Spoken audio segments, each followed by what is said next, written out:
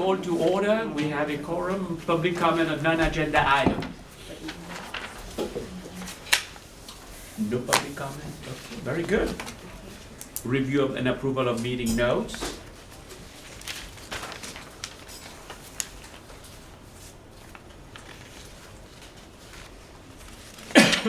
Let's get a motion to approve. So moved. Second, Second. discussion.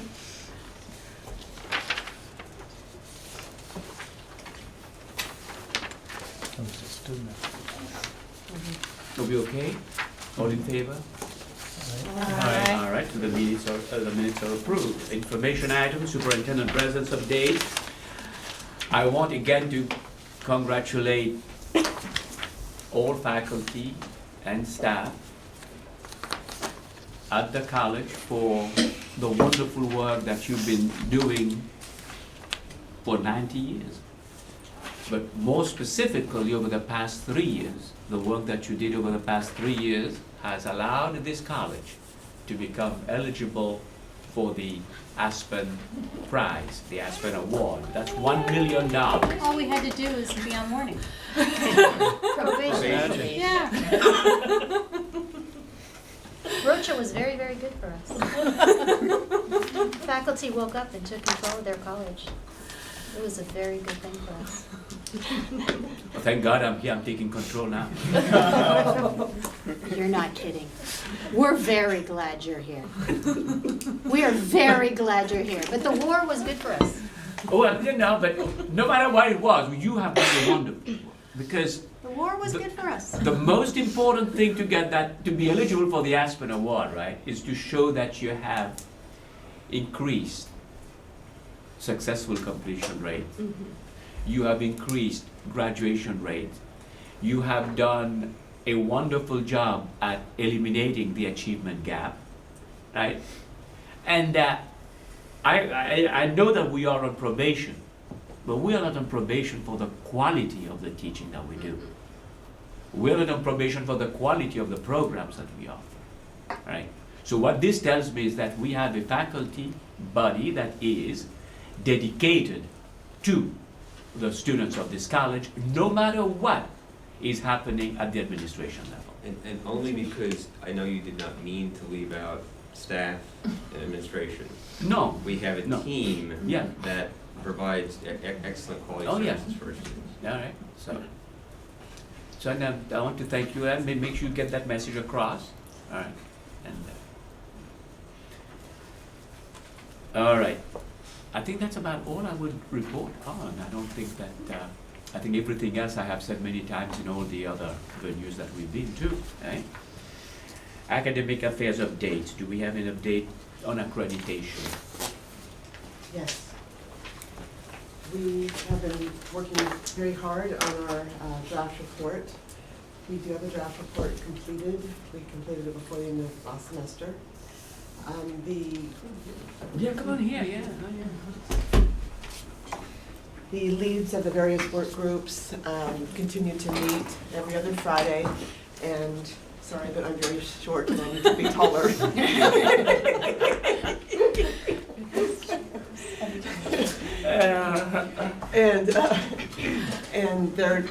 We are continuing to work. We have a new timeline that I'd like to give out. Oh, thank you.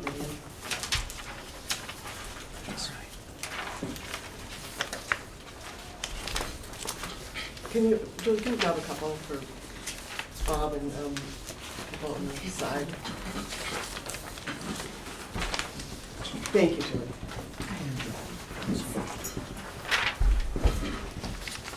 All right, so where we currently stand is that the work group leads are revising the report. They're continuing to do a lot of work so that we can have as much substance in the report as possible. The reports are due from the leads on February 12th at 5 p.m., as you can see. Lenore is the new accreditation coordinator.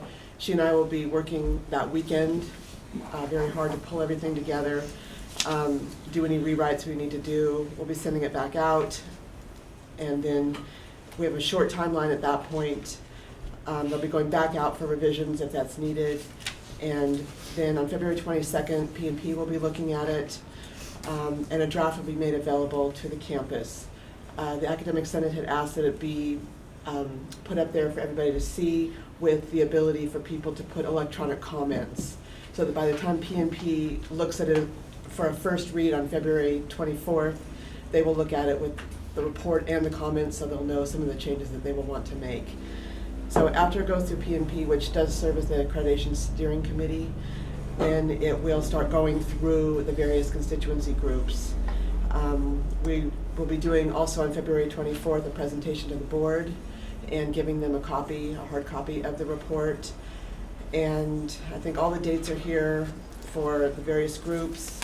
We had a governance meeting yesterday, and the student rep was there, so I think everybody knows when it needs to be agendized for their particular group. The board is aware. Trustee Brown was at the meeting yesterday. It will be coming to College Council as an information item on April 28th, and we believe that we have everything in line to get the report done properly. Lenora has set up a Canvas shell, so all the work groups are pulling their reports out, they're putting them back in. We have a process for everything. She's collecting all the evidence, and I think we're in good shape. Questions to Dr. Scott on the accreditation timeline? And again, I have a good feeling about all of this. The whole college is engaged in a very positive manner, because I think we all have the same objective and we all want to see the same outcome. And that outcome is we want probation gone, right? Again, thank you very much for working on that. Any other updates you want to give from Academic Affairs? Academic Affairs, we are on target to meet our FTES goal for the year. We will be putting in approximately 20 classes in the second 8 weeks of the spring semester. Our enrollment at the moment we're just slightly up, and we would like to be a little bit higher than that. So we will be putting in some high demand classes for students in the second 8 weeks, and we'll be looking to working with Alex's area, communication and strategic marketing, to make sure that the students are aware that we're adding in these classes. I think, other than that, I think that's about it. We feel thankful again to the faculty for adding in students. They've taken, of their own volition, taken students above and beyond, and that's been very helpful for us. We're much more efficient in our scheduling right now, thanks to the work of the deans, and Paul has done a very good job leading that effort. So I think we're in good shape. Yes. I'd like to respond to that comment about Okay. the faculty adding students. Yes. That is reflective of the tone of the managers on campus. So write this day down, because you don't often hear those things from me. Thank you. Thank you very much for saying that. But Thank it you. makes a big difference. How people are treated reflects how everybody's treated on campus. So faculty who are treated poorly and with disrespect, unfortunately, carry that with them into every space. But faculty who are treated with respect and kindness treat their students with respect and kindness.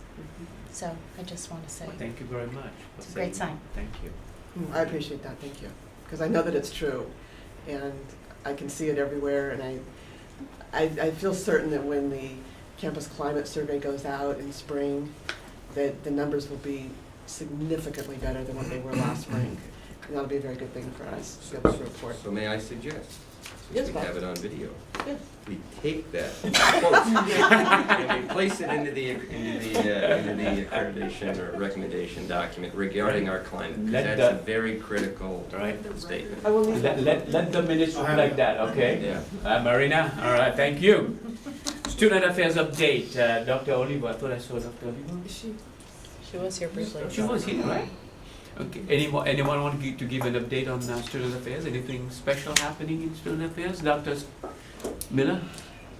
There are many things happening in student affairs. In fact, I have a two-page sheet, which I'm sure Dr. Lilo can report on at the next meeting if you'd like, showing a number of major initiatives that they are engaged in relative to a whole variety of student success interventions. I think a significant reason why we are where we are from the Aspen Prize perspective is because of the great work that the Student Affairs area has done over the years, working in collaboration with Academic Affairs. So I could go on for 10 minutes about it, but I don't think I need Thank to, and I think Dr. Liebel is the one who should do that when there's an opportunity for him to do so. Sheila? I just wanted to mention that the dual enrollment board policy passed in Senate Okay. at our last meeting. And also there was the Diane Goodman Equity event that was very well attended yesterday. I met with, I stopped by to say hi to them. It was fabulous. Yeah. I was there yesterday. It was great. And I guess I will also add that from a triple SP and a student equity point of view, I believe this campus has moved more quickly and more appropriately to implement what those additional funds were for than just about any other campus out there that I'm aware of. And that's also due to the great work of our faculty and our support staff and our administrators for jumping on that. And also, I have to say, primarily because of the leadership of Dr. Lebo. Excellent, all right. AP 3006, Council on Academic and Professional Matters. Hi. Ms. Koros, you want to talk a little bit about that? Sure. Is it 3005 or 3006? This is 6. It's 6, right? Yeah. Because what we have here is, You should have no, both. that, oh, we have both, You okay. should have 3005 and 3006. 3006 has already been run through the Academic Senate board. There have been recent changes, and I believe you have agreed to them, Dr. Burdian. Yes, And this is just a information only item, okay. Oh, here it is, all right. and after the College Council has reviewed it, it will be posted on the website as the official AP. Any questions on that? Everybody is with the changes that we're making to that? Okay, you have the Senate already, right? All right, so do we need to have any more discussions on that? 6, Kevin. So is it okay for us to, since this is an AP, it doesn't have to go to the board, we can just post it online, right? Yeah, we don't have a So copy. everybody's okay on that, right? So we'll, what? It is right here, 3006. 3006, yes, the role of the, yeah. It's membership of the Council on Academic and Professional Matters shall be as follows. 1 designee of the Board of Trustees, that would be the college president. 2 administrative representatives appointed by the superintendent president. So- 1, We don't have this? copies of huh? You don't have this? Should have been sent to you. This- It was sent in the email you got for your notes. Oh, this is an open website. I didn't think I didn't email either. The change that came from the Senate was 1 administrative representative from Academic Affairs. That's the one, you made that very clear, right? So, yeah, no I only problem. have 305. Well, I have, okay, well, Yeah, I don't have it. I It's an printed everything. information item, basically, so it doesn't require the College Council's approval, because it's Okay. already been approved by the Academic Senate, and it's their Right. relationship with the superintendent president. let me just, if you want, quickly I can tell you what it was before, what the membership was before. Before it was, membership of the membership was as follows. Designee of the Board of Trustees and an administrative representative, right? And then there were 3 Senate representatives, right? Now, what we've done now, we have changed that to 1 designee of the Board of Trustees, that is the college president, 2 administrative representatives appointed by the superintendent president, and 1 administrative representative from Academic Affairs appointed by the. So there will be, if you want, a total of 4 administrators and the full Academic Senate Executive Board, which it can be 4, it can be 5, it can be 3, that's up to the Senate to figure out what the Executive Board represents, right, Dr. Foster? And currently you have 4, right? Okay. So that's the main, that's the only change, as a matter of fact, that. So everybody's okay with that, right? Okay. Dr. Burdian, first of all, does that take an action of the College No. Council? Okay. No. And secondly, this happens all the time. We send things out electronically. People don't make the photocopies and bring them with us. So I think the group either has to decide that they're going to print the material and bring it to the meeting, and/or we should ask Maria to bring hard copies so that we don't fall into this again. I just checked, it wasn't on any of the emails we got. I think it was, because I got I'll it. resend it to you. Yeah, I did get it, so. But I think that that's something the group has to decide what they want to Right, do. well, let's not, Yeah. Or- if you want me to send it, if you want us to delay the posting of it until you all get to read it, I'll have no problem with that, I mean, it's going to be, but I think it's fine, I mean, I don't, So- that was the only change. The There was- change is that the board of Just the trustees membership. goes from 2 to 1, and, No, it was always one. hmm, It was always one, plus another one that was appointed by the college president. And my point was not It's regarding this informational, item. right? My point was not Yeah, regarding this that's what item, this is in before it general. was designee of the board of trustees, administrative representative, right? Appointed by the president. But now what we've done is we've increased the number of administrators on that to reflect. And on the other side, we have the full executive board of the faculty senate. In the past, it was only 1 to 3 senate reps. But now we have the full executive board of the senate. Okay, so, Crystal, will post it? All right, thank you. Discussion and possible action, standing committee updates. Number 1, so the standing committees, We got one. we have one. All right, Matt, you want to give a brief update? Oh, just a, yeah. what do you guys do? Oh, and Cynthia's back too, but she's eating together. No, we're beyond that now. Okay. Okay. Just a report from the Academic Computing and Technology Committee. Dr. Ryan Corner's departure meant the new co-chair needed to be appointed, so I've been appointed to co-chair the Technology Committee along with Mark Sakata. Our highest priority is putting together the Technology Master Plan, which Dr. Ryan was already working on. We've got a survey together we brought to the College Council last time, so one of the things we want to do is make that survey as concise as possible so more people can participate in taking the survey. We're going to be meeting next week on Thursday from 10 to 12 in the President's Conference Room. The goal, it's a little ambitious, but we'd like to put together the Technology Master Plan by the end of this academic year. So we're putting a timeline together to get a draft together, get the survey out, get everything together and vet it through all the appropriate committees to get feedback. And you- Will that survey be available? Right now, or? No, is it available? It's being revised right now. Okay. The first draft went to the College Council November 30th. Okay.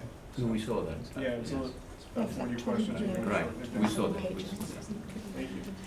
What are the other standing committees, Crystal? Well, BRAC is one. Well, it's on Bracket. your, it's on your 3005, Oh, it's on, okay, Or 306. okay, that's the next one we see, okay. 3005, yeah. Okay. So we have BRAC is one of them, so you want to give a brief update on BRAC? Right, so very briefly, Budget Resource Allocation Committee has been functioning all along and continues to function. We actually have a meeting this afternoon at 2:30 to 4. It's budget season again, so I'd encourage anybody who has an interest or a need to attend. So this afternoon I will be providing a fairly full update on the governor's proposed 2016-17 budget and its potential implications for our district for next year. Can I ask Yes, a brief sure. question? How does today's meeting, compare and contrast today's meeting with next Friday's one-day session? Well, next Friday's one-day session is a planning session in terms of priorities. So it's part of our integrating budgeting and planning and pulling it together. So next Friday's discussion is really about prioritization of whatever budget we have available to allocate next year.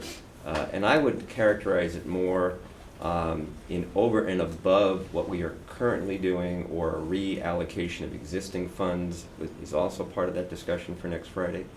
But again, it's that linkage of resource allocation and planning that next Friday is all about. Crystal, would you?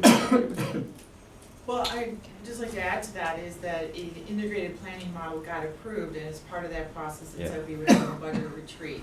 And so I'm going through on that approved process to have a budget retreat. One of the things we also said we would do is we would review the process to see if this works for us. Right. And that may be a conversation we have, is do we really need a budget retreat? At this point, I think it's a great exercise because I've got a lot of people in the room from various constituency groups on campus who are gonna get a lot of information about the budget prioritization list, the money that's gonna be available, and, you know, what we're planning out for next year. And it's also another good example, of very responsive to the ACCJC recommendations, and so it'll be a good day. Okay. Could be a little frustrating for some folks, but that's just the way these things are. Okay. More questions? Any questions for Dr. Miller? Okay. The next one, the calendar committee. Yes, Jim. Oh, well, we meet today at noon. You meet, the calendar committee meets today at noon, okay. Any special thing on the calendar committee that we need to know? I think it's just to start discussion on the 17-18 calendar, I believe Okay. is on the agenda. Anything we need to know about the 17-18 calendar? No, because there hasn't been any discussion. Nothing, okay. No, but what about in general? Is there anything that, Well, I think it's a good sign that we're discussing that now rather Okay. than a year from now. okay, very good. That's a genius saying yes. Yes, I've already had calls from faculty inquiring about Mhm. the 2-year planning for the calendar. Valerie? I just got one comment. So there's been discussion about the flex days, Uh-huh. and our faculty development committee is gonna discuss going to a more flexible flex Okay. calendar Right. like other schools have, where you can get credit for doing Okay. a bunch of different Mhm. PD opportunities rather than having a day set aside. So you ought to think about if you Mhm. want to use those existing flex days as like convocation days. Okay. Because, I mean, that might be Mhm. totally erased from the calendar in the Mhm. future. Okay. So will anyone be at the meeting who? Well, no, because the conversation still needs to originate from our faculty development committee. Okay. And then we also need to clarify whether or not we need that negotiated. Okay. Because the hour calculation's going to differ now, since What- it's not a standalone day. Yeah, well, because I think I mentioned that before, what I would like to see for starting with 17-18, I mean, as Julie's coming, I mean, is 16-17 is done already. 17-18, we have plenty of time to talk about it. I want to see two things happen. That before we start the fall semester, we have a convocation day, right? And then before we start the spring semester, we have a state of the college. Not exactly like the convocation, but at least for everybody to hear a state of the college. And if we could have those 2 days negotiated or put in that calendar, as the calendar committee, I mean, you got plenty of time for that, and you have about a year to work on that to see how we can make those 2 days happen. Do you have any comment on that, Jim? No? She didn't hear the beginning, 'cause she was- No, so, I heard. I think you walked in on us saying that, so. The calendar committee will be meeting today, and they are starting to talk about the 17-18 calendar, and Valerie shared some information about flex days, about how faculty would like to see flex days. I think a lot of people want to move toward a more flexible flex calendar where we're not taking 2 days during the semester to meet, and that people can just get credit for doing professional development activities on their own. Mm-hmm. So we gotta talk about whether or not that affects negotiations, because the hour calculation is gonna be slightly different. It's gonna get a little more. May I ask a question on that? If a faculty member goes to a conference, right, and that faculty member attends 2-3 sessions, how many flex credit hours does the faculty Well, member there's like a Oh, there is a- 50-page okay. document Alright. that provides guidelines. I mean, the PD activities, I mean, encompass lots Mhm. of things, including conferences. So I think it's up to us to define Uh-huh. then how many credits that Right, is awarded. Right. And also too, you get sticky if your college is paying for it, then if they're paying for it, you can't double dip, right? So you can't get paid for flex if you're getting money No. to attend that conference in the first Right, place. right. But currently, we're not doing any of that. We just have the calendared flex days, Uh-huh. and then we don't have any other Okay, flex credit okay. opportunities, Right. which most schools do. Most schools have that, most schools have that. And other colleges' models vary significantly. Mhm. Like Orange Coast College or that district, they're very liberal about Mhm. what you can count. It doesn't matter who pays for it, Mhm. just as long you can take courses at the community college. Mount Sac also gives credit if you like take a sign Yeah. language class or Right, another language right. class or something like that. And so there's a lot of creative things and Some- good models out there that we can look at. Some schools give you double hours if you make a presentation. Yep. If you attend a if you attend a work, let's say you attend a 1 hour presentation, you get 1 hour flex. But if you are giving that 1 hour presentation, you get double. Yep, I know places where they give you 2.5 for that. Well, I mean, at the equity meeting too, we discussed giving extra credit for Mhm. any equity Yes. related PD Mhm. events, since that is so important for our students. I mean, there are many things that we do at this campus that could qualify for flex. It's a matter of the faculty senate working with whatever body we have on campus to determine how those hours could count as flex. I mean, you have the triple SP, for example. You have equity, you have diversity, right? You have professional development by itself per se, with presentations that you could make or attend, you know. We bring a lot of people on this campus. I mean, you work on it and then however you feel about it. But I would really appreciate it if as you, during your conversation for the calendar committee, if you could figure out a way so that right before the fall starts, we'll have a convocation, and right before the spring starts, we'll have a state of the college address, and in both cases, we'll have either breakfast or lunch at the expense of the college. All right, but that will be for everybody on campus, all faculty, staff, management, administration, everybody. Okay, so think about it a little bit and. Thank you. The next committee we have is Enrollment Management Committee.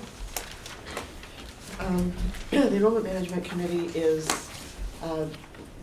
working on developing an enrollment management plan for the college. Currently, we've been looking at samples of some of the best ones throughout the state and pulling what we think are some good philosophies and organizational practices for how they're setting it up. And that's currently going on, and we're hoping to have this enrollment management plan by the end of spring. Okay. Everybody's good on that, no questions? Everybody feel, how do you feel about college-wide participation on that enrollment management committee? Did I ask the wrong question, Stephanie? No, it's just everyone turned. Don't we have? No, I'm asking how you feel about, I'm asking how you feel about college-wide participation. You have it, but I mean, how do you feel about the participation itself? I think it's important. I think that there needs to be more education about enrollment management, because it's Okay. something that faculty don't understand, yet Right. a lot of decisions get made based on it. That's true. And it would clear up a lot of things for faculty, I Okay. think, so. Dr. No. Corner's presentation from our management retreat would be great to It share. was actually Dr. Jarrell's Jarrell. presentation. Oh, Dr. Jarrell, and sorry. it is- and I was gonna say the same thing, it's an excellent presentation, and Yeah. he should It's share that on with the everybody agenda else. for the budget retreat. He's Oh, on the okay. agenda for the budget retreat, okay, Yeah. very good. Yeah. Who are who are the faculty members on that committee right now? Well, right now Maureen McClendon is the co-chair, Okay. and I think we have Dave Hewitt Mhm. representing CTE, Mhm. and Mary Ellen Crook. Mary Aaron, Karen Huber, Right. I think Rod Foster is on Rod there. Foster. Okay, very good, all right, so. But yeah, we've been working with Mhm. Paul. Mhm. I've expressed Right. my interest in having Mhm. him put together a Excellent, presentation for Senate, so. Right.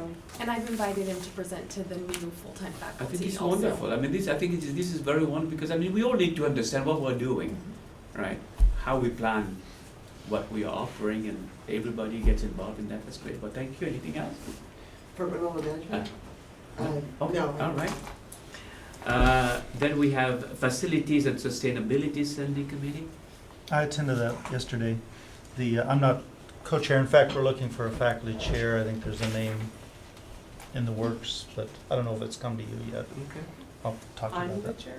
For the, They need a for the chair. co-chair for the Oh, facilities I heard it sustainability. was the architect, Michael. Yeah. Cranfield. Okay, so I didn't know if that gotten to you yet. Yes. I didn't want to just- say it yeah, unless just- you yeah. were done. Okay, so that's in the works. We talked about project updates ongoing. There's a lot happening in spring. I won't go down the whole list. Right. And even more starting in summer. So there's a lot going to be shifting, a lot of shifting around. But Measure P update. The facilities master plan looks like it's getting underway again. It kind of was stalled for a while, I think, but it's got a tentative draft timeline of how that will come through. And so that's the main things we covered. All right. How about health and safety? I think that one needs to be reconstituted. Okay. Oh, I can speak to health and safety, I'm sorry, thank you. Right. I have, in the absence of an associate dean for special services, Dr. Levo and I have decided that I will be co-chairing that committee. Okay. And don't know if we currently have a faculty co-chair on that or not. I don't know if Joe Bushko is the Joe faculty stepped co-chair. down, We did, so, she just stepped down, yeah. but she's still a member. Right. So Yeah, I've so- sent out an email Okay. to solicit for that position. So the committee had not met for quite some time. We're in the process of pulling a meeting together and starting that, and I will take care of it until such time as we have the new dean, I should Right, say, of okay. special services, Right. and then he or she will take over as the management co-chair of that. Thank you. Planning and priorities. I know you met last week. Dr. Scott, you chair many committees. You co-chair a lot of committees. I don't co-chair the enrollment management, Paul co-chairs Okay. that, although I did up until Right, okay. about a month ago. Right. Planning and priorities, currently it is the same as accreditation steering, and so we're focusing on accreditation issues. And Crystal can speak to this too. We're also working on updating the EMP, Okay. sending information out to all the people that had responsibility for some aspect of the EMP. We've got it on a spreadsheet, and we will be updating it regularly from this point forward. I have a question. Yes, Debbie? What is the plan to incorporate, because we had already gone through a pretty exhaustive update of the mission critical priorities. It was vetted across the entire campus. And so what's the plan about incorporating those recommendations? Because I haven't seen them move forward in the EMP yet. I think we might be talking about two separate things. I think we are too. Remember that document where we were looking at the responsible parties and we had spent a bunch of time in P&P going over that list. We completed that list, and now we are sending updates to those people to ask them for a status of where that stands. So I'm not sure what you're asking. You mean progress on on where they are so that we can evaluate Yes. how we're meeting the mission critical priorities? And I think one of the reasons we Yes. want to do that first is because one of the questions we're asking is, do we even still need that anymore? So before we, is it something Sure. that's even, should we even be doing it, or has it been accomplished? So could it be taken out when we do the revision of the EMP points? Could we take that out because it's either accomplished or it's just not relevant anymore? Right, no, I get that, I understand that process, but when we're measuring the EMP, there were suggested revisions. Yes. So we're measuring the non-updated version, Yes. correct? So what's gonna happen with all of those suggestions? We had multiple faculty, the classified senate also had an update that they were very invested in, and so I'm just wondering how that's going to move forward. Well, I think, I would say We for should- P&P, once they get done with the accreditation follow-up report, they'll take that up really quickly. Thank you so much. Well, we're also looking at, as you can see it here, the separation of P&P and accreditation. Which will give them more time. Yeah. Okay, great. All right. The last one is Professional Development Committee. I was at the meeting that we had last week. It was a brief one, and the discussion really turned on trying to find the best manner to promote professional development for managers and for classified staff. How about faculty? And faculty as well, excuse me. And the excuse me. Touching subject. Yeah, it is. Well, I don't know if I'm okay this week or not, but there is a survey that is going out in order to assist in that effort. And that's it. We have only one PD committee, right? Or do we have two?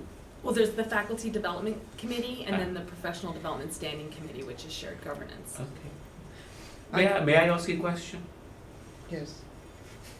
Why do we have only one committee? Why do we own No, I mean, why don't we have only one committee that looked at everything? I'm just asking, I'm just asking a question. I mean, you don't have to. The faculty development committee long predates the professional development standing committee, which is only about a year and a half or 2 Okay, years okay. old. Right, and then there's that whole 10+1 thing, so we Okay. have to make sure that the faculty are exploring specifically the faculty needs in Mhm. professional development. So Mhm. yeah, that committee should be helping to inform the PD standing committee, or at least making, there needs to be some sort No, of but coordination. what I was trying to get at is, what if we were to have it just as one committee with a section for faculty, a section for classified staff, and a section for management? A lot of schools have a model where they have a shared governance committee and then they have smaller Yes, committees so that's what I was saying. that break out. We have it as one big committee, the Pasadena City College, I don't know what you would call it, professional development or development committee, why don't you figure out the name? But then there is a body of knowledge that touches on everything when it comes to professional development. I mean, and then after that you have the specific strand. You have one small group that looks at the faculty section, the classified section, and the management section. That will probably avoid maybe some duplication of efforts. And I don't know, I mean, I'm not saying that you should do that. I'm just saying maybe something we could explore. Well, If you're interested.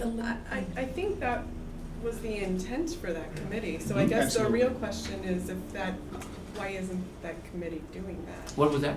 I thought that was the intent of that committee. Oh, okay. So I guess the question is, why aren't we? Oh, I doing didn't that? know, that was the intent of the committee, I'm just asking, I don't think they're know. early in the stages still of developing the committee. I think part of the problem is the way that policy was written, it Ah. has extremely limited membership. Okay. So I think there's a maximum of 3 faculty members can serve, 2 classified, Ah. and so you're 3 not going to classified. get a very broad input Okay. if you're just looking at the policy and how it was written. Okay, let's hear Dr. Miller. So this, going back to Dave Douglas representing the Management Association, Ed Martinez Faculty Association, Jamie, what was Jamie's last name, Crystal, I'm sorry? Flitter. Jamie Flitter. Flitter, For facilities. when she was Associated Students, Gary Potts representing the classified group, and me representing the administration, we all got together and we reimagined the current college council process. And Jamie Hayman, I knew it was Jamie Flitter, Jamie Hammond, thank you. When we reconstituted the college council process about 4 or 5 years ago, I think it was that long ago, we ran through this process, all these subcommittees, these standing committees were negotiated, et cetera, et cetera. We came up with individual charges for each one of those standing committees. So the question really becomes, is the charge of the Professional Development Standing Committee broad enough to encompass the model that Dr. Verdine is talking about or not, which would be something that the current standing committee can look at and perhaps suggest. And the same thing with the terms issue. The terms were stated by us. The idea was that each one of these, of the groups that we're appointing would then keep track of those terms. That has not occurred. Okay. My office, it didn't occur, I'm sure in lots of other offices. So there were people that were appointed, whether or not anybody paid attention to those terms. So all of these things should be readdressed and looked at again, and I think that that's what's happening now. Okay, so, well, I was just thinking about it. I Okay. actually like that model. I came from a college that had that model, and it Okay. worked really, really well. So, do we hear, is somebody willing to take a look at it and work together and come up with something? Or would the professional development committee look at it? Leslie and Susan, right? Right. Yeah, so we constantly think about professional development, so we're on it. Okay, you're on it. Yes. Thank you very much. Yes. Okay, all right, maybe we will hear in the near future, we will hear something about it. You definitely. Thank you. All right. If I may, what does that look like? What? Being on it, in this case, with regard to the professional development committee that is the new game in town. Well, so, I mean, we are aware of a bunch of different models, different campuses. We ran professional development on this campus before this committee Okay. existed. And we're aware of the issues with getting people involved in professional development, the challenges.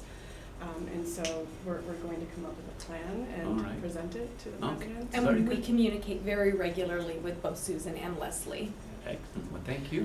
All and right. through Classified Senate also. Dr. Scott, you want to say something? I would. Yes. What the committee is designed, and you can like it or not like it, and we can certainly change it, but the standing committee is looking at what do we want to focus on as themes, and I think this semester we've tried to coordinate with equity and what is happening there, and with EEOC, and look at creating a welcoming classroom environment, looking at syllabi review, open resources. We're trying to send somebody to that current state. I don't know, it came out yesterday. But several faculty are very interested in helping students with the price of textbooks by using open source options instead. And that goes along with the Beyond Financial Aid that we heard. So they are looking at it in terms of that theme. The way it stands, and we can certainly change it, but the Faculty Development Committee would create some of its own ideas and send them forward, and we would help them with advertising, getting rooms, doing some of the logistical part of it. So that's how it's currently set up, Right. and if we don't like it, we don't have to do that. But the Faculty Development Committee, or not the Faculty Development, the Standing Committee did send the survey out in the end of week 1 of instruction at faculty request. We do have the website being developed. What else we do? We're very interested in looking at Flex and seeing if we can do a better job with that. We are going to use the library's system for tracking so that people can sign up for things. We don't have to pay any extra. It's a very simple system. Then anybody who does Right. PD can get a record of it that they can use for their evaluation purposes. So things are being done. Doesn't mean that it's perfect, and I Right. understand that there were controversies when the So from what procedure- I hear you say right now, the PD committee is focusing more on topics that we should be thinking about. But I'm And talking more about collaborating with other areas. I was thinking more when I threw that thing out earlier, and maybe I shouldn't have done that. I was thinking more of the structure. I wasn't thinking about what the Right. committees are talking about or discussing. I'm looking more at a structural approach to professional development on our campus. That's what I'm looking at. Yeah, that's fine. Okay, I understand. so that's what I was thinking, but I think we'll think about it. And I understand that the Right. Senate may not think it's the best structure, and that we're certainly happy to talk about. Okay, talk about. all right, well, let's hope that maybe in the near future, by the end of the semester or the calendar year, that we have a structure that will bring everybody together, if possible. I'm not saying that you should do that, but I think it would be in our best interest to have a structure that looks at professional development at the whole college level, that includes everybody, with subsections looking at specific groups so that no one is left out. And then each group could be responsible for recommending topics that are appropriate to their specific areas, while having that upper part that looks at topics and issues that are of concern to the whole college community. I mean, well, good luck, and thank you very much for looking into that. And I guess that was the last one then. Before. Yes, Doctor. Yeah, real quick. It seems like it would be appropriate Yeah. for either you or Crystal or someone to request that the one or both of the co-chairs, Mhm. if they can, faculty schedules being what they are, attend the monthly college council meeting and provide the updates. Okay, very good. So that we get them from the people leading the committees. And the other thing that's really good about that is it sort of reminds them the importance of scheduling the meetings on a regular basis and actually Right.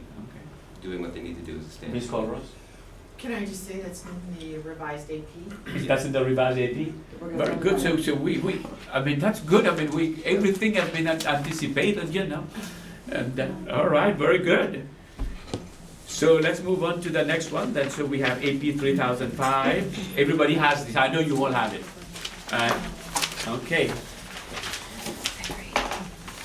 So that will be the first read. Okay, all right.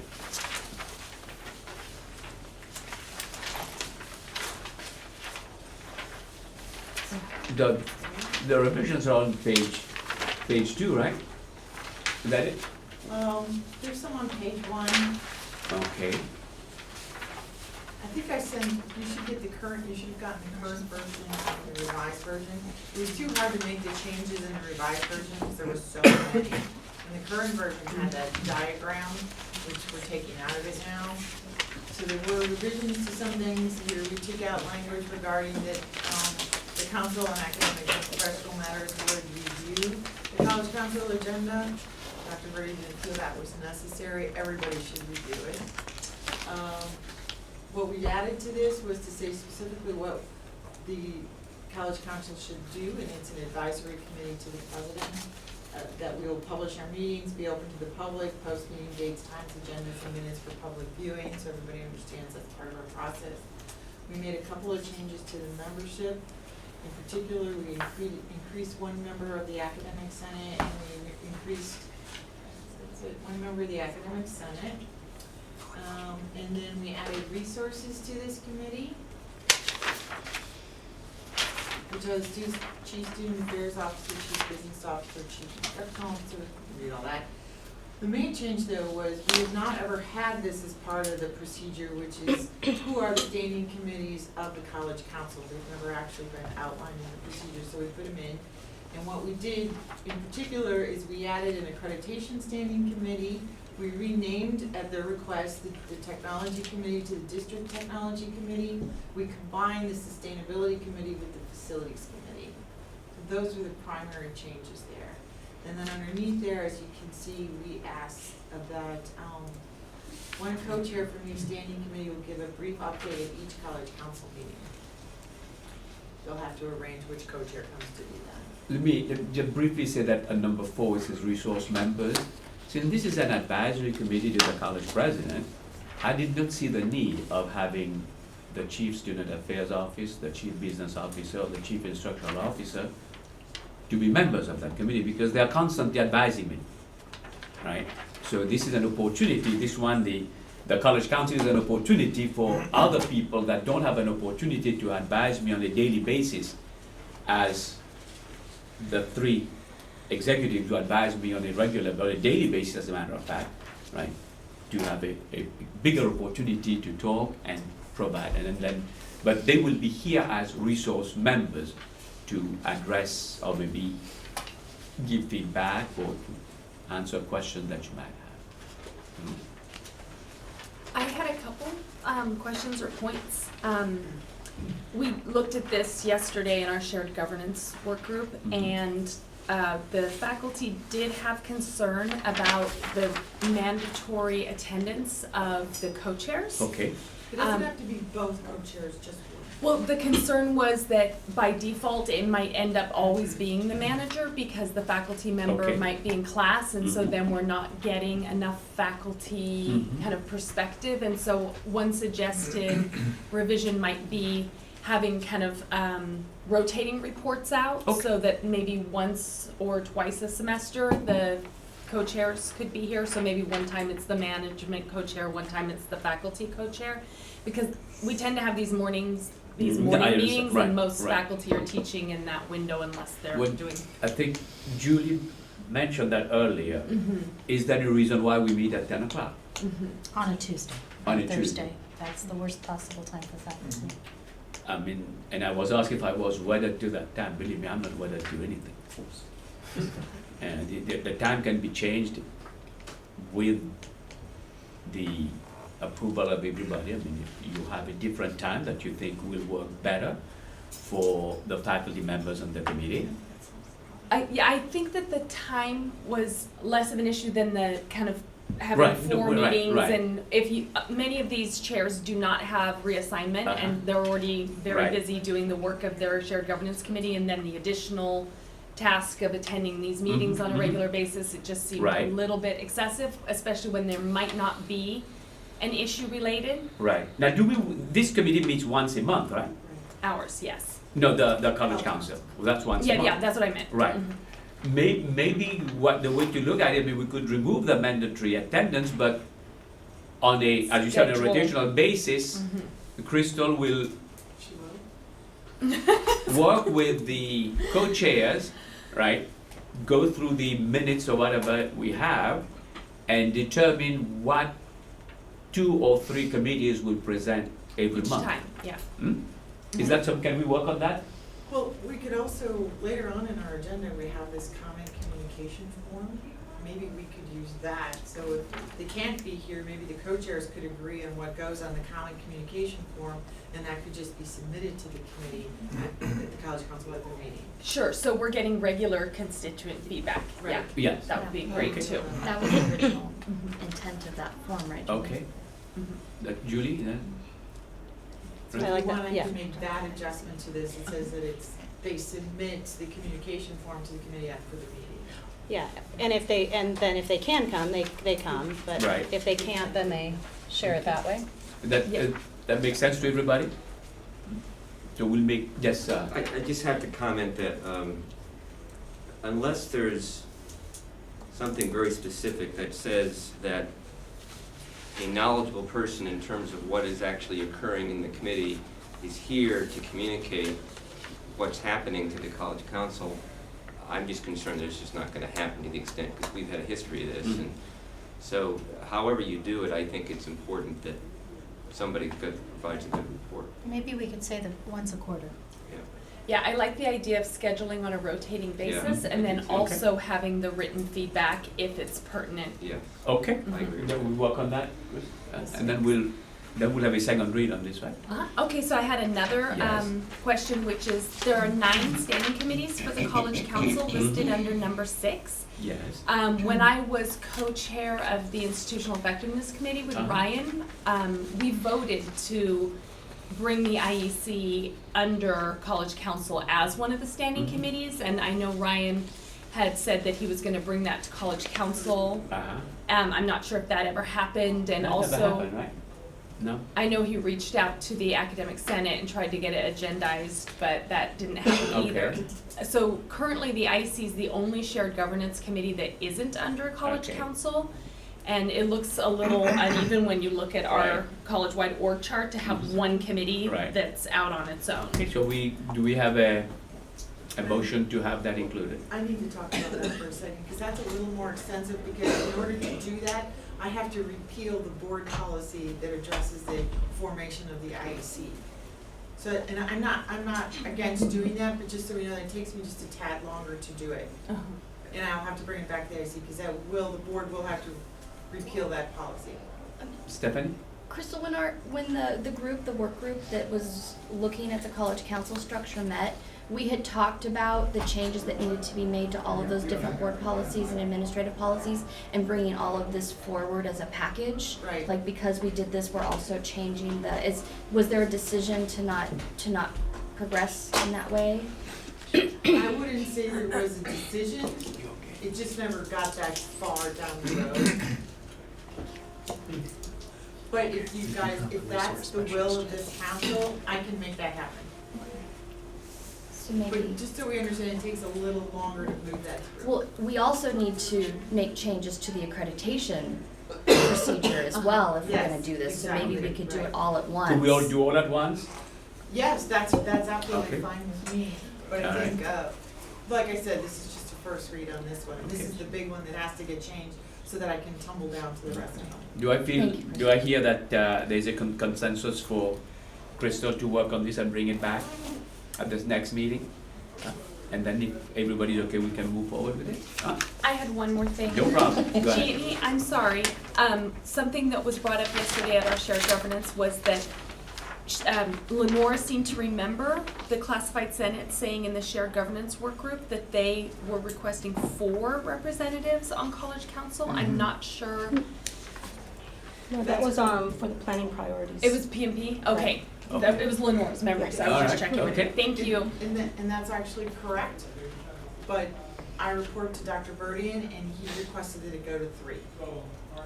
What's that? It was for, Isn't that it was for for this? this. It was for committee, this? Yeah. Okay.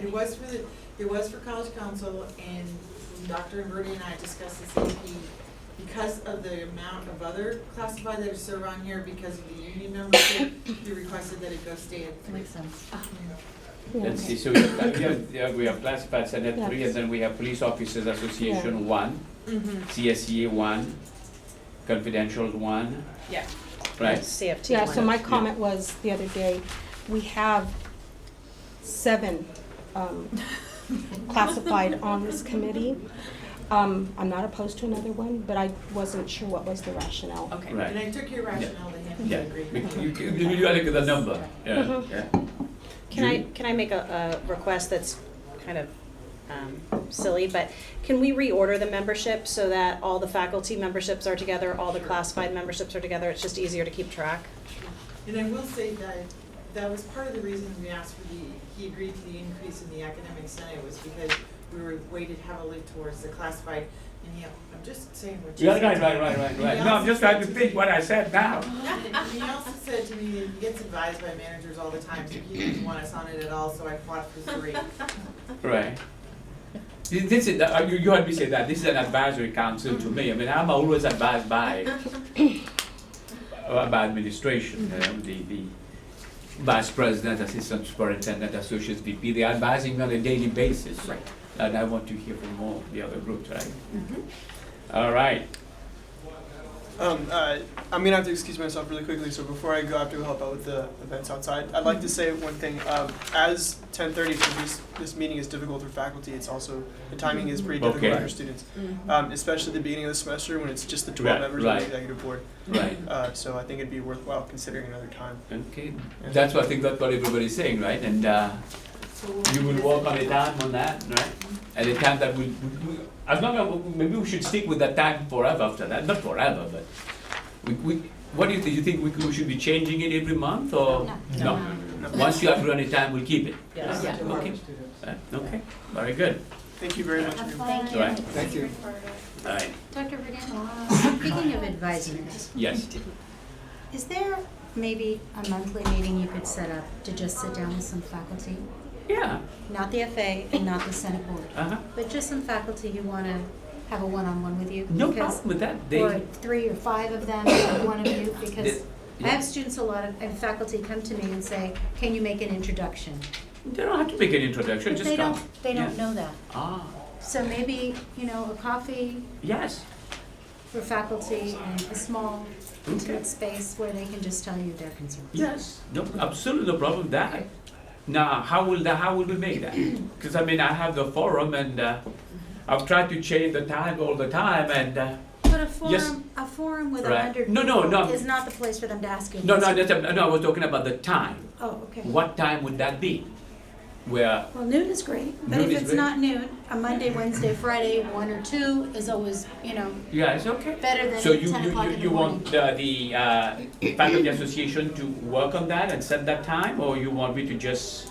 Just whatever works in your schedule, I think it would be good if the faculty association would inform the membership Okay, that on the following days, I mean, once a week or once a month once or a month every even, would be great. once a month, right? Uh-huh. That I will be available.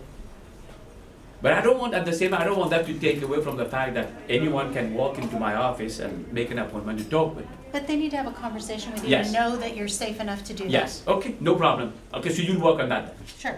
Thank you. All right, Julie. Have you ever considered doing open office hours yourself, just scheduling a time once a month maybe, where you have an open office hour and anybody, not just faculty, but if a classified or somebody Yeah. wanted to stop by?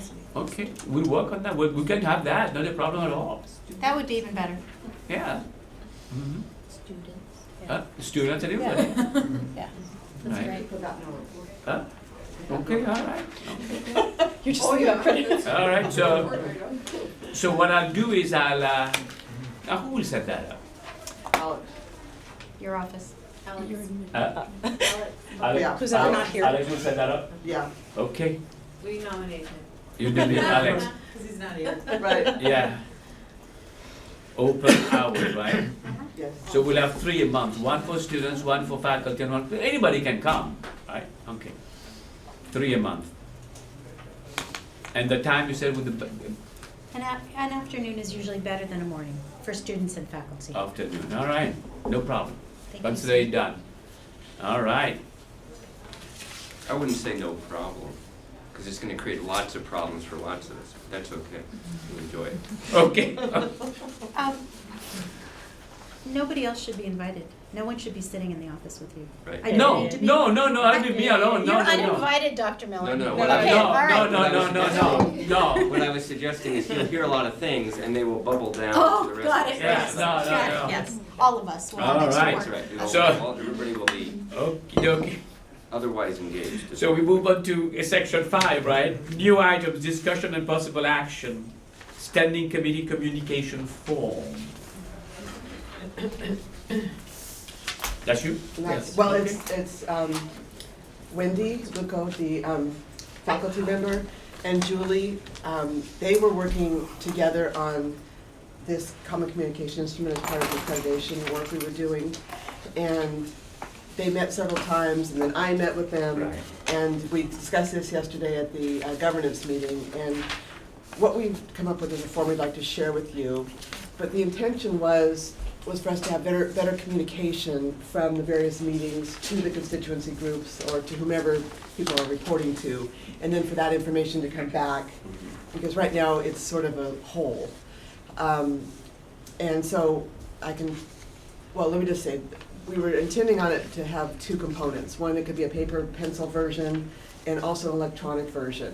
So you would have a split screen. So say you brought your laptop into a meeting, you have a split screen. On one side is the agenda, on the other side is a little form that goes along with the agenda where you just fill in the items. Like, this is what was said in public comment, this is what was said in the information section, this is what happened in the discussion and possible action section. And then, because it takes a long time for minutes to come out sometimes. And in this way, you could take that form back to wherever you're reporting back, and you would remember because it's all right there. And if you didn't have a computer, you have a paper form. So I can pass this out. This is just the first attempt at this, but I think Wendy felt very strongly that this kind of communication was just not happening, and that we're not trained properly when you become a committee member. What should you be trained to do? Okay. Yes. Yeah, we talked, I think, a lot in our accreditation committees about just making sure that we're sharing the same information out from each of the groups to our constituency, getting appropriate feedback from the constituency groups and bringing it back to the committees. So on the subcommittees, back and forth with constituency groups, but then also up from the standing committees up to college council, so that everybody's aware of the same information. So that split screen is, it's more of your note-taking area, so that if there is something you need to ask a question on, you go back to your group, your constituents, you get feedback. If there's deadlines, you need to advertise ahead of time so that everything's not so last minute. Anything of that nature that is non-biased, that's very important, non-biased information. And then when you get feedback, that's what goes back when you have your work group meetings. So just to put everything together, we were thinking that it would be nice to have on the agenda the charge of the committee, so people remember what it is they're supposed to be doing. Okay. And then at the beginning of each academic year, each committee was to establish goals for itself. And then it will evaluate itself on those goals at the end of each year, and also do an evaluation that Crystal created, which we would like for all the standing committees to do. And then the Senate, if it chooses, it could take parts of it for its own purposes. We can't dictate to the Senate, but, and so everything functions as it should with these committees. And this is a fillable form that Joellen created, and so it's very easy to use. You just click in that space and it's really nice. I could use it really easily, which just shows Sheila and I will be fine. So let me understand what the three of you just shared with everybody, but I'll try to see what I understood. That every committee member will have something like this on their laptop or whatever it is that they take with them. Or a hard copy. Or hard copy. And then they're going to fill that. And then when they go back, they're going to share that with their members, with their constituent groups, right? And then if they get feedback, they'll bring that feedback to their committee. If they don't get feedback, that's fine too. Okay. That will be like standard for all committees on campus. Yes. Well, we had thought about it for the standing committees. For standing committees. We can't necessarily dictate to every group. Okay. How? The, Right. it also would be, did you, mention, or we haven't mentioned, this, standard forms, so Mm. that way, if there's nothing to report, there's nothing to Yes. report. But when agendas are made, I noticed that on this campus, a lot of times, we only put the pertinent stuff that has come up, but if we haven't heard from a subcommittee or standing committee, Mhm. it's just not mentioned. So a lot of committees go inactive, Yes. members Okay. aren't. So Yeah. if it's a form that we Yeah. call a template, Right. and there's no action, somebody says, hey, did something happen, is this still going on? And Mhm. so it's talked about Yes. on a regular basis, so nothing actually Right. fades away the way it has. All right. I just had one minor thing. This is again- just a draft. Yeah. You can rip it every which way. We It's- have no problem. No, it's wonderful. I think it's a very useful tool. I was just a little bit confused when it has these different, number 3, information, number 4, discussion and possible action. Is that discussion and possible action on old items versus number 5, new items? Yeah, we Okay. need to That clarify Well, that. you can work on that, yeah. Yeah. So as Kathy was saying, and Wendy was saying too, this is brand new, Yeah, it's right? great. So that'd be great. I mean, I like It's something that I adopted as classified, who you might remember. Uh-huh. You know, I would email my constituents, hey, scholarships are due this day, this day. Mhm. This is due this day. We had the most applicants to apply for scholarships. Mhm. We created a student scholarship. It went with our mission statement. Through CNI, I'm doing the same thing. I made an email blast to all of BET. Mhm. Here's the calendar. Here's the tutoring sessions. We're doing sign sheets first. So they know. Mhm. The whole point is, it's there. You Mhm. can't say you didn't know. Mhm. It's accessible. It's there. You know who your reps are. You can't say, no one told me. Right. Right. And So- you're closing the feedback loop, so It's the you're feed- getting, Yes. right? Right. So, Yeah, sorry, Joe. So this standard agenda template is part of, is sort of pre-populated on the form? yeah. Well, this can change, I guess, depending Yes. on the committee that it's for. So Once we we could decide have what it one should for be. different work groups. No, it's not. Because the outcomes are gonna change based on a different, if it's a work group, it's not really a committee, from what I understand. I'm still learning all these things. This is for more formal committees. It's more formal, but if it's something also that's posted, like on College Council, where there's a common area, because you should see how hard it is for me to find out what's going on this campus. I have to do several clicks, go on several different links to several different committees. Shouldn't happen that way. Right. If I can go to College Council and find out the last thing where every single committee reported something, then I could go to that committee to find out if I need to do something with the calendar committee. With us, it worked perfect. Glenna, with the whole calendar thing with winter, I remember she came with a draft and said, look they're trying to get, this is a draft, winter might go away. They asked us, I asked, my lab tech said, it's great, it'll give us time to prep. It went through us, through proper functions, but maybe that was just because that was the time I was there. I don't know. Mhm. Glenna knew her job and reported back, so it's kind of like we just need to get a formal process, that way people are informed.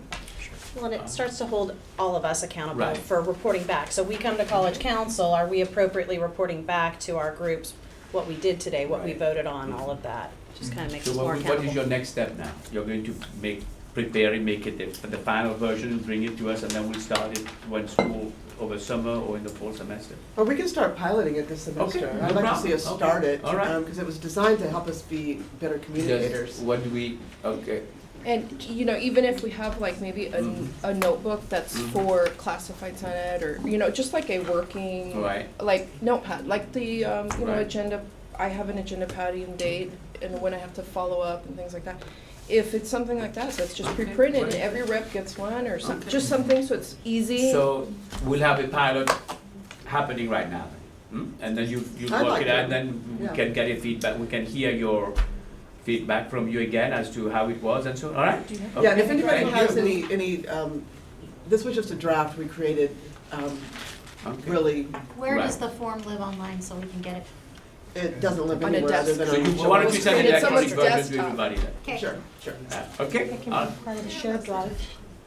you have a suggestion? Or I you would can just share- like share it with to them. live Right. online quick, somewhere. Cynthia, I'm going to be working on it, yeah. Should I just share right now really quick? Or tell you later? What? I'm sorry, I didn't hear that. Is it going to be a long? No, no, no. Okay, all right. Just as maybe a constituent person, I would like to see, just for you guys to think about, perhaps the name of the author, whoever had come up with the notes, and then maybe a little note of a reminder of, maybe they don't need to know, but who they should send it to, if it's per group, Okay. I don't know.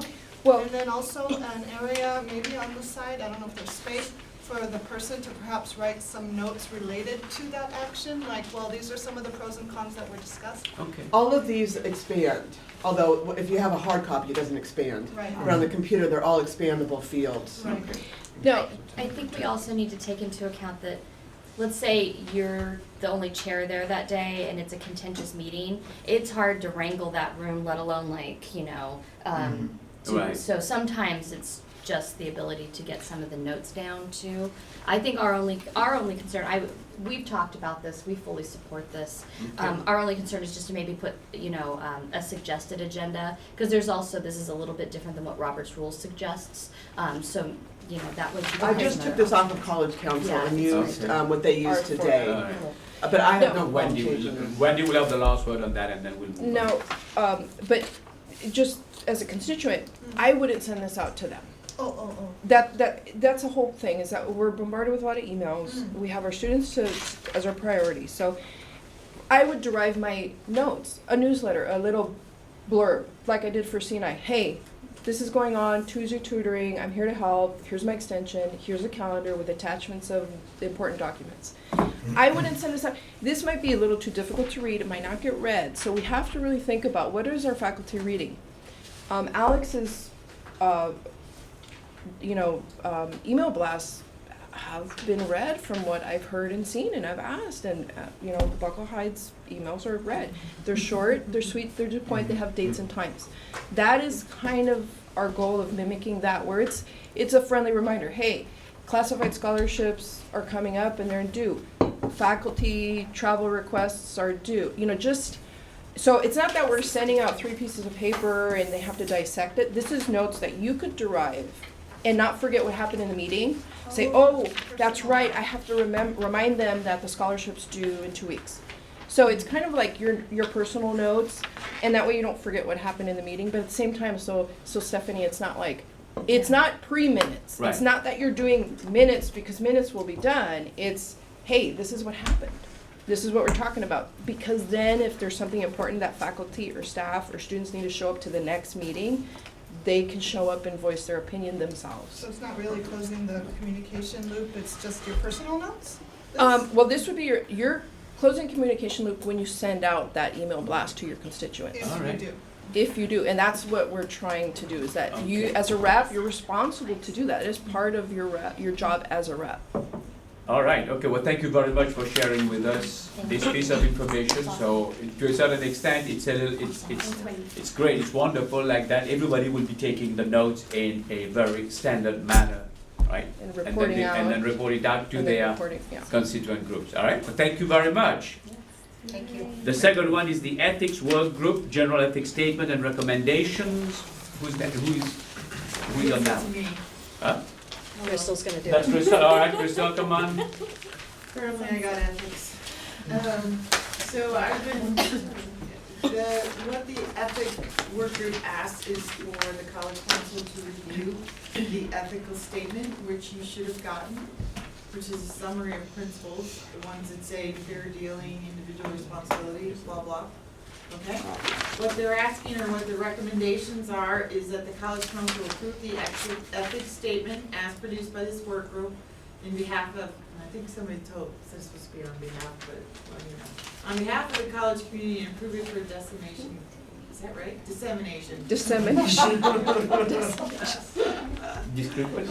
sorry, campus-wide. And then upon approval, the work group recommends that the management, classified students, and faculty groups include this statement in its entirety as part of their administrative procedure. So this would become the top part of their administrative procedure, and then the rest of theirs would fall underneath it, so that we all agree that these are common ethical statements that we agree to across the campus. Then the work group further recommends that these 4 groups review their ethics AP statements for any other needed changes and updates, and when complete, the revised AP statements be submitted to the college council for approval. So what we're saying is that everybody here will take that to their constituency, talk with them about it, and then at our next meeting, we'll take action on this? Yes, because we will Okay. need you to. All right, so we'll take an act, so, Is that right? Is that right, Wendy? Yes. so you will all get an opportunity to review it, take it to your groups, and then get their feedback, and come back at the next meeting, and we'll take an action on it.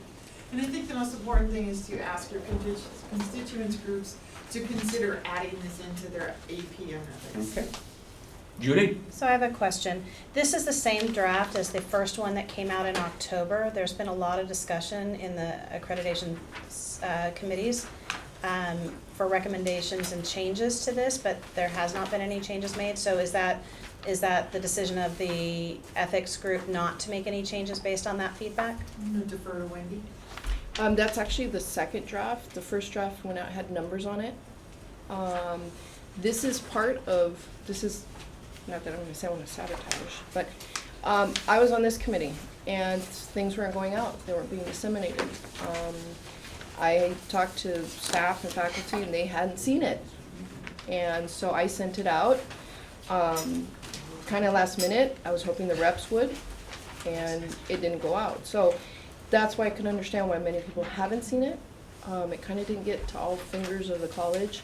It is a we statement. I think it's very important. It says we, students, staff, so, but it is the second draft. The first draft we did work on before Christmas break, and I held Dr. Bell back on trying to get it approved and doing anything with it because I hadn't heard.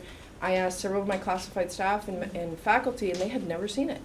And I said, we cannot approve something that has not been looked at school-wide. So if this is a problem where you don't think the rest of the constituency groups have not seen it, we still need to send it out.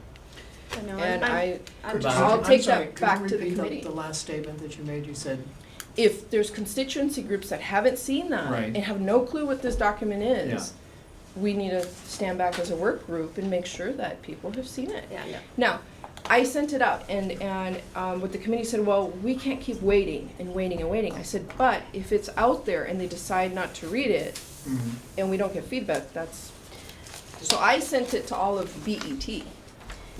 Yeah. And I got feedback, and that feedback went in and we changed it and we altered it. But I can only speak for what I have done. I mean, I don't know, I don't think Julie's concern is that constituents haven't seen it. I think that she's implying there are certain suggestions that are missing. Do you remember what suggestions might be missing? Well, I know from this? particularly when we discussed this via email with the Management Association, we had some concerns that there was not a lot of teeth in this, that some of the statements seem to be hedging, like we want to say we're ethical, but we're going to put in all these qualifiers so that maybe if we don't want to be ethical, we have some way out. We just were concerned that there wasn't a lot of strength to this, and that if we're setting these up as our ideals that we're going to strive to, that they really truly be ideals and pretty strong. Those were some of the. I think that was the second part, because there was comments from Paul Jarrell, he's on the committee, as to that. So it's a statement. It's not policy. It is to remind us that we have policy, and that's part of, sorry, clean up in my shop. But that's the whole second part of this. We're creating that administrative procedure, the APs. I think what we're doing next is, in the discussion at the last meeting was, and we're reviewing what other colleges are doing regarding enforcement, because that was my concern, we're Yeah. just adding more ethics, but still not addressing the accreditation recommendation is how do we enforce Deal, our yeah. ethics? So at the last meeting, and I did some research on how other colleges include enforcement into their administrative procedures, and that's what we're gonna take up next. But what the committee decided they wanted to do was, first, okay, it's a work group, what they decided they wanted to do was, let's have a common statement that goes into every AP, because enforcement for each group is going to be different. Stephanie?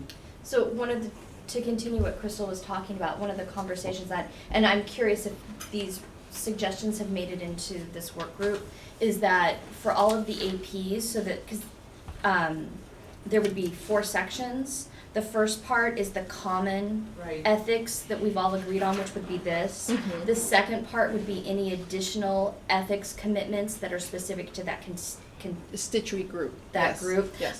So for example, like integrity in the classroom, stuff like that for faculty. The next would be the due process, if you're accused of an ethical violation, and the process for Yes. you to, Right, exactly. the consequences is later. It's the process if you want to bring forward a possible ethical violation. And then the fourth part is what Crystal was talking about, the enforcement Yes. section. So The due process is part of the enforcement section, because we don't really have that in place. So that's part of what we were looking at with Charlotte from HR, she sits on this committee, and I was getting examples from other districts. And so has this group started, so my question is, has this group started to talk about yes. that Yes. part? Okay. Yes. But that's a really hard conversation. So if I understand you correctly now, so what will happen now is you'll take that to your groups and then we'll take action at our next meeting, right? Is that correct? We can take it back. Take it back? Yeah, Okay. we'll take it back. All right, okay. It's just one step, it's just a statement. All right, thank you. Brown Act, what is Brown Act about? It's yours. Mine, what am I supposed to do with Brown Act? Do we want to be Brown Act, right? Do we want to be Brown Act? The question has been asked, do we want to be Brown Act? Huh? Let me just remind the committee that when they voted to be Brown Act, we said we would revisit the issue within a year. That year was like 2.5 years ago. So we're just bringing it back up to, as we said, we would just visit the issue. Do we have pros, cons? Was that discussed at the time? Do we have the minutes of the meeting to know the reasons why? I mean, I don't know. I mean, Was anybody on college council at that time? I was there for some of the conversations. Huh? Julie. Bob? You know, the issue of Brown Act was during a time in our history when there was a lot of contentious things occurring. And it was a item that was of great interest to the student trustee at that time, Simon Frazier. It was an item of great interest as a result of just a common mistrust and inability to communicate as well as we're communicating now. I think prior to that period of the college history, the College Council had typically not acted under the Brown Act, as I recall. Is that right, Crystal? I think you were good on the first part. Yeah. I think that's why we went to a Brown Act. This committee was not acting as transparent as we had hoped.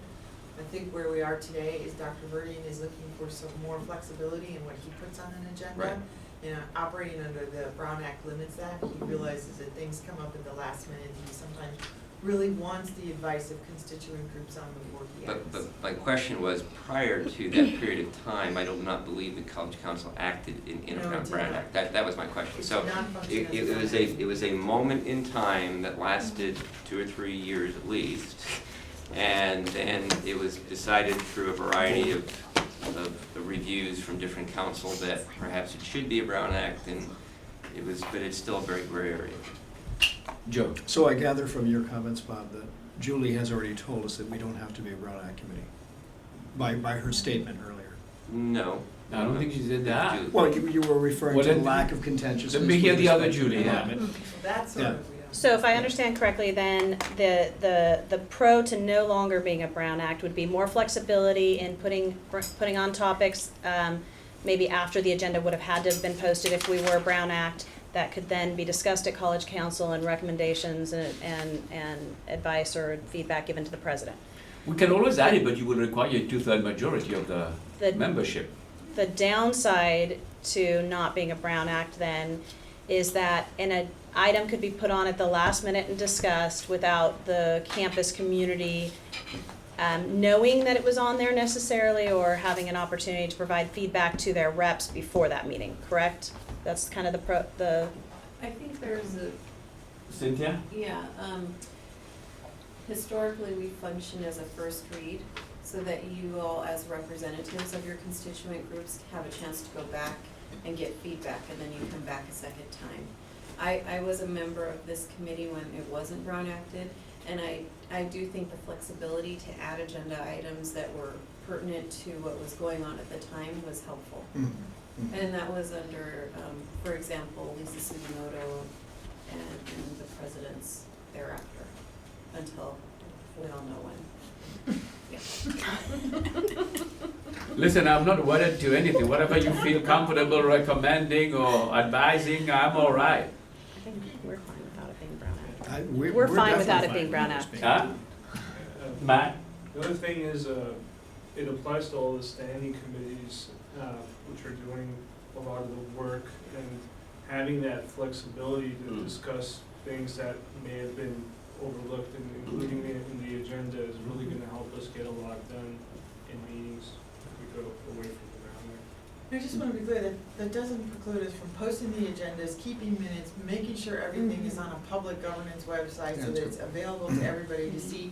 As a matter of fact, I wrote that into the procedures this time so that we're really clear. It doesn't keep us from doing that. As a matter of fact, we'll be required to do it in the procedures as will the standing committees. Okay. So we've codified it in the procedures. Is this an Ben. actionable item? I'm concerned as a faculty member if you just remove the Brown Act. You already have the flexibility to add the agenda, as Dr. Verdian said. All he has to do is say, oh, by the way, I have an agenda item, you ask at the beginning, and then you just add it, you all vote on it and you agree. If you remove the Brown Act, I feel like it's too soon right now to make that change, because we're coming out of a period of time where we really needed that to protect for public, interest. And I wonder also if there's a trickle-down effect where that means, well, oh, College Council is no longer Brown Act. They decided to take that away, and does that mean both senates can start to not be Brown Act? I think we're running a slippery slope type of Okay, thing. let's see, Stephanie? Well, if we maintain Brown Act, technically, Melissa, you wouldn't have been able to participate if You we wouldn't be enforced talking those right now. rules. Oh, I You see. wouldn't be able to I would, participate. you would not be talking right So now. we're Violating considering, the yeah, Brown we're Act technically right now. We're violating violating the Brown Brown Act Act right now right by now by allowing you having, to. having members of the public, unless they're here specifically for us to ask them a question. And so not having Brown Act may actually allow this type of consideration of the public to participate. It's something we may want to consider. And the senates can't, because we report directly to the board, and so under the Brown Act, it's very clearly identified. The Senate is a Brown Act committee. Yes, and it must remain so. Jeannie had Yeah, Jeannie. I just was a little confused because last year we did have that Brown Act expert come in Mhm. and advise us what groups constituted Brown Act, and this was one of the groups that was identified. Do we have that ability to Crystal, choose, Valerie? yes or no? I remember that conversation because they said that College Council did vote to be Brown Act, and Julie asked, well, why can't we vote not to have it Brown Act? So, and he Yeah. said we could, That's why, specifically yes. for this. One thing I'll tell all of you, this is an advisory council. Right. This is not a council that makes decision. It's an advisory council. Mm. So it's up to the committee to decide what the committee wants to, what the council wants to be. So just so we're clear, it's required in Title V and Ed Code that the academic senate, the associated students, and the board of trustees have to be They Brown have to be Act Brown members. Acts. There's no getting around Right. them being those. Mhm. So there's no trickle-down effect on that because they're required by Ed Right. Code to be Brown Act Mhm. committees.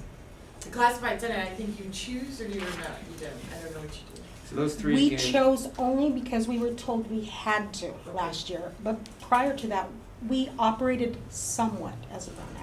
Well, those are the only three that are Yeah, required. the board of trustees, the faculty senate, and the The associated government. students are Okay, so required those in three. Ed Code. They're required, all the others don't have to be. Are we Brown Act committee right now? Yeah. Well, I'm sorry, Technically, Melissa, I'm sorry. Technically. We're a Brown Act committee right now, so, but I'll let you, but you have 15 seconds. I'm really quick. Yeah. My concern is that then the agendas don't get posted, and nobody really knows when the standing committees are meeting, what they're gonna be talking about, and we can't participate. Crystal just said that we would put in the administrative procedures I that they did. would be posted. I included that in Yeah. the administrative. That's what she said, Yeah, that, yeah. yeah. You She were said just that, 2 yeah. minutes Okay. ago. So, Yeah. do we need to go back to our groups, or can we just You will vote? need to vote on this. So yeah. can I ask a question? Julie. If we un-Brown Act ourselves, and there's a wild outcry, You can read Brown Act. and transparency. You don't get brownie points after that. And transparency goes back to mud, we re-Brown Act You ourselves. can always read. Yes. Yes. Could- Julie, Could we say that we are going to do a trial for the rest of the semester, that we are going to not be a Brown Act just for the rest of the semester, see how it goes. Then if it goes well and everybody's happy, then we make it official starting for the next year. Pilot study. Pilot study. That way, I'm thinking about the how it goes out to the campus community, Okay. that we're not making a decision that is set in stone without And them having. unvetted. All right. Yes. Crystal? I think you would actually have to address it the way you addressed it the first time. Un-Brown Act yourself and say you'll revisit whether you need to be Brown Act at the end of spring. Right, because we can't violate. Okay. Okay, that's your Bob. You can't really try. My question is, does that get in the way, Crystal, of your trying to get the BP and the AP finalized? No, not at all. Because it's not stated one way or the other, or is it? No. Okay. All right, so let me hear, okay. Is this, Joe? is this actionable at this at this moment if we chose to do so? It is under new item discussion and possible action, so which means that it is possibly actionable. Okay. Okay, I move to un-Brown Act ourselves. Okay, we have a motion to unbrown. I second. We have a second to unbrown. Any further discussion on the unbrowning? So unpolitical. Huh? We're gonna un-brown her. Oh my God. You're on video. Oh, I'm sorry about that, but I don't even know what I'm sorry about. All kinds of directions. To no longer be a Brown Act. Okay, let's take them. All in favor? Aye. Opposed? Abstention? One abstention, okay. So we will now have a committee that is not going to be a Brown Act committee, but we will still post the agenda like we've been doing, and we will still continue taping it like we've been doing, right? And post minutes. And post minutes and post the video online too. I mean, everybody will keep seeing what we are doing. I mean, we're not getting out of that. All that we are doing right now is that there will be an opportunity for us to add items on which you could provide me with advice, right? Okay, without having to wait for the following month to get advice. Okay, thank you. Announcements. Joe. Can we talk about changing the time? Would Oh, that be yeah. now? Okay. When would that be? So to discuss what? Changing the time? Changing the time. Doodle poll, maybe? 2 to 4? Doodle poll. Oh yeah, let's do. Yeah. Oh, I thought I said 2. I thought I said 2 to 4. Sorry. All I right. have an announcement. So we're the Academic Senate's having a Valentine's mixer / fundraiser on February 11th. So we sent an email last night to all the management asking for donations of Valentine baskets. If you want to get with each other to do that and do something cute and thematic, that would be wonderful. We've also sent an email out to the senators and the leads in each division because we're asking them to coordinate baskets in each division as well. We're sort of estimating that each basket would be around $100 and that they determine the number of baskets they would donate based on faculty, so 1 basket per 10 faculty essentially, but whatever they can do, there's no pressure, but that would be awesome. So we're asking that all those get turned in by Right. February 8th. So it gives us some time then to prepare. Well, since for I the won't be event. here on that day, I'm going to give you 2 Subway coupons. No, coupons. No, coupons are the right. Two Subway gift cards, so the Okay. winner can go eat at Subway. Well, and the funds will be used for our students' unmet needs. Okay, you can give them Subway. So, but the actual baskets aren't for the students. The baskets okay. are for a silent auction, Okay. and then all of the campus constituents that go to the mixer will bid on them, and then that money will go to the students. All right, So we don't I want see what you're canned saying, yeah. peas Okay. and corn Right, in the right. back, because that's just Mhm. not I fancy. It's a hell of a basket. What? I just had a question. I read your email very late last night, and so, are you asking each manager to donate a basket? No, not necessarily. So Whatever the you want to HR do. group could get together. That's what and I was make a thinking. basket. That would That's be what I was wonderful. thinking. Okay. Okay. Yeah. Okay. Whatever Joe? you can do, no pressure. Yeah. Joe? Mark your calendars, February 22nd through 29th is the Visual Media and Performing Arts Artist in Residence program, Visual Artist in Residence program. The artist is Sant Khalsa, who is a very accomplished and internationally recognized photographer and multimedia artist. And her particular project that will be represented in the gallery during that Artist in Residence week has to do with issues of water, how appropriate for said California. Well, and it's also collaborations with the team that's doing Ah, the this water is true. project, Yeah. and it's bringing in dance and That's right, the dance faculty, along with our visual arts faculty, are working together on a collaborative project. Very That's good. that was completely initiated by the faculty. Other announcements? Well, you all have a great month of February. Happy Valentine's Day. All right, well, see you at the next meeting.